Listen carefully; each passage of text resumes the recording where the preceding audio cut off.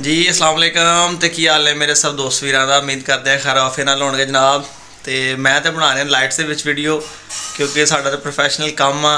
तो वकार भाई ने जी मैनू वीडियो बना के सेंड की है वो जनाबे वाली थोड़ी जी क्वालिटी का कोई फ़र्क हो सकता वा, वॉइस का फ़र्क हो सकता। बहरहाल हैंड फ्री ला के सुनियो। मेरा बड़ा दिल खुश होया, मैं 2 दफ़ा वीडियो वेखी है तो बड़े अच्छे तो नाइस मैन ने। ठीक है, सब तो पहले तुहानू मैं दसदा जावां, मेरा मनना है कि जे तुहाडा दिल साफ आ, तुसी अच्छे हो तो तुहानू इंशाअल्लाह ताला लोग भी अच्छे मिलणगे, तुहाडी चॉइस भी अच्छे लोगों की होएगी, तुहाडे दोस्त भी अच्छे होणगे। वकार भाई ने 1 साल 1.5 साल पहले जनाब मेरे रबता किया, इन्होंने मैंने बघियाड़ी बच्चे सेल किए। सारी गलबात तुहानू दसणगे किस तरह फिर इन्होंने मैं गाइड किया कि वकार भाई किस तरह काम करना की करना, उसकी सारी गलबात मैं इन्होंने शेयर की, तुहानू दसणगे। तो यही वकार भाई ने इन्होंने मैंने झंग तो जनाब स्टैला जी ਉਹੀ वकार भाई ने झंग तो जनाब जिन्होंने मैंने स्टैला लैके दी सी विलायती गुलटेर। ठीक है, मैं कहा वो जानवर लैना जोड़ा रिछां ते लगा हो, अच्छी ब्लड लाइन का हो जनाब। तो वकार भाई ने लभ के दिता, बेलॉस हो के लभ के दी जनाब। इन्हों को बघियाड़ी बच्चे ले, विलायती गुलटेर लई, फिर इन्हों को होर डॉग्स ले। अच्छा एक तलकात बन गया, भाई बन गए साडे। तो उन्होंने वीडियो के जरिए उन्होंने मैंने कॉल की, पहले मुबारकबाद दी जो चैनल पर वीडियो वेखी। तो फिर उन्होंने कहा रसलान भाई मेरा दिल करदा मैं वीडियो बना के भेजा ताकि होर लोग भी देखण। तो मैं फिर उन्होंने गल की कि लाजमी तुम वीडियो भेजो जनाब, बाबा तुहाडी वीडियो लाने हैं ताकि लोग देखण। तो ये नहीं मैं कहता कि यार वो मेरी खुशामद कर रहे हैं या नहीं, यकीन करो प्यार मुहब्बत ही इन्ना करते हैं। जो उन्होंने कई ने गल्लां अपने तौर कई ने, इन्हें कोई ऐसी गल नहीं हैगी जनाब कि जिहड़ी मैं उन्होंने कही होवे जन्ना जो उन्होंने दिल च आया उन्होंने वीडियो बना के की। मेरा बड़ा दिल खुश होया। आई होप कि तुहानू भी गल्लां अच्छियां लगियां होणगियां, तुसी किसी ने अच्छा चलो, कोई तुहाडा अच्छा चले। यही जिंदगी आ, यही एक अच्छा सफ़र आ, यही एक अच्छा शुगल मेला वा। शौक तो जिंदगी के नाल नाल चलदा रहिंदा, मगर अखलाकियात प्यार मुहब्बत अखलाकियात प्यार मुहब्बत ते भराबंदी ये बहुत ज़्यादा जरूरी है। इसे नाल ही सारा कुछ आ, इसे नाल ही खुशियां वा, इसे नाल ही शौक आ, इसे नाल ही हर चीज़ चलती हैगी। वकार भाई की वीडियो अगे हुण तुहानू मिलन लगी जनाब। तो पूरी वीडियो वेखियो, करने लई मेरी रिक्वेस्ट है तुहानू जिन्हें भी अपने मुहब्बत करने वाले वीर भरा ने या कोई पहली दफ़ा भी आया वा उन्होंने भी साडी रिक्वेस्ट है कि वीडियो लाजमी पूरी देखियो। जो तुहाडे कोल नहीं हैगी तुसीं कोई हैंड फ्री ला के देख लो। कोशिश करांगा कि एडिट करन लगे वॉल्यूम थोड़ा अप हो जाए। जे कोई वॉल्यूम की प्रॉब्लम भी आवे ना तो काइंडली हैंड फ्री ला के वीडियो वेखियो तो सोहना जिहा कमेंट्स करके वकार भाई का शुक्रिया अदा करियो। मेरा बड़ा दिल खुश है वकार भाई, बहुत शुक्रिया तुहाडीआं दुआवां दा, तुहाडीआं गल्लां दा। जनाब अल्लाह पाक तुहानू तंदुरुस्ती देवे, कामयाब करे। साडीआं दुआवां तुहाडे नाल ने ते असीं तुहाडे कोल दुआ गो जनाब, साडे हक भी दुआ करियो। तो वीडियो नूं एंड तक देखियो फिर। जी अस्सलाम वालेकुम जी, की हाल दोस्तां भाइयों दा? सब ठीक ठाक जी? सब दोस्तों भाइयों की सब की खैर खरीत हैगी यार। अज की वीडियो हैगी रसलान भाई पंजाबी शौक आने वास्ते। तो उन्होंने कुत्ती जी सूई हैगी स्टैला, वो साढ़े को गई सी। तो बड़ी खुशी हुई सानू इस चीज़ की। उन्होंने को इन्ने अरसे बाद जाकर सूई हैगी यार, विलायती गुलटेर जी उन्होंने हैगी है। और मैं दूसरा कितना बनाता उन्होंने मुबारकबाद इन्ना है। रसलान भाई मुबारक होवे तुहानू और तुहाडे शौक नूं यार। बड़ी हिम्मत हैगी तुहाडी, इन्ना अरसा तुसी शौक संभाल के रखे यानी कि बनाया।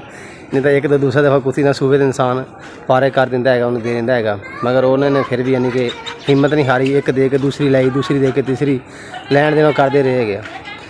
तो बाकी ये है कि रसलान भाई बहुत अच्छे आदमी ने, हर लिहाज नाल बहुत अच्छे आदमी ने यार। जो तो शुरू तो मैं उन्होंने दिते सी ना बघियाड़ी फीमेल के बच्चे, तो उन्होंने फिर मैंने दसिया बई इस तरह करके लेना वा, इस तरह देना वा, यानी कि लैन देने के बारे भी दसिया। यानी कि बहुत हर लिहाज नाल अच्छे आदमी ने।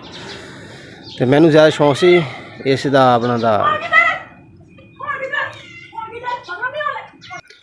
मैनू ज़्यादा शौक सी जर्मन शेफर्ड का।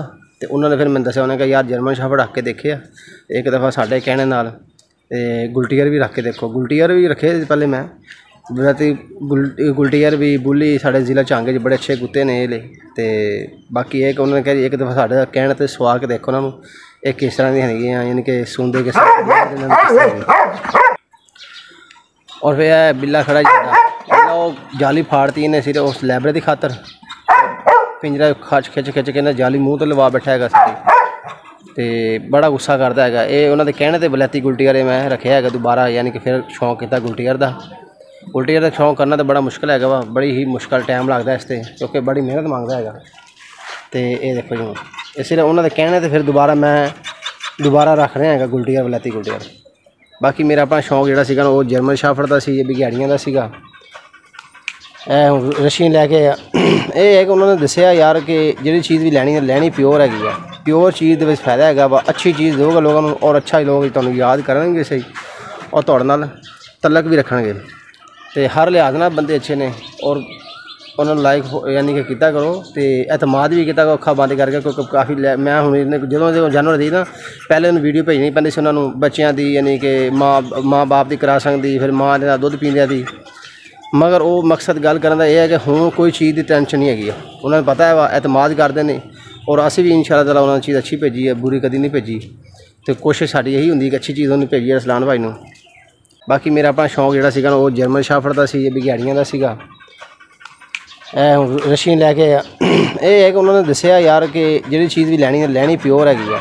ਪਿਓਰ ਚੀਜ਼ ਦੇ ਵਿੱਚ ਫਾਇਦਾ ਹੈਗਾ ਵਾ। ਅੱਛੀ ਚੀਜ਼ ਦੋਗੇ ਲੋਕਾਂ ਨੂੰ ਔਰ ਅੱਛਾ ਹੀ ਲੋਕ ਤੁਹਾਨੂੰ ਯਾਦ ਕਰਨਗੇ ਸਹੀ ਔਰ ਤੁਹਾਡੇ ਨਾਲ ਤਲਕ ਵੀ ਰੱਖਣਗੇ।